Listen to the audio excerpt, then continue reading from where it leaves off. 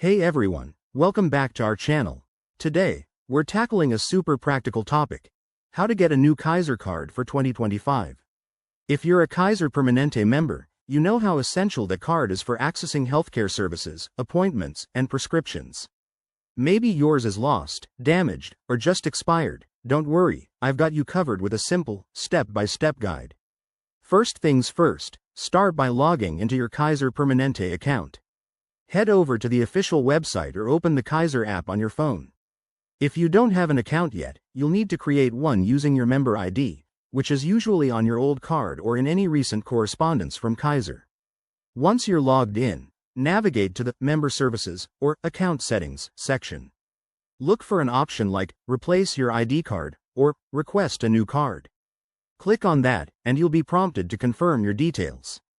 Make sure your address and contact information are up to date, as this is where your new card will be sent. Next, follow the on-screen instructions to submit your request. It's that straightforward. For 2025, Kaiser has made this process even easier with digital options. You might get a virtual card right away that you can add to your phone's wallet. If you prefer a physical card, it should arrive in the mail within 7 to 10 business days. One quick tip: if you run into any issues, like trouble logging in or if the option isn't available, don't hesitate to contact Kaiser customer service.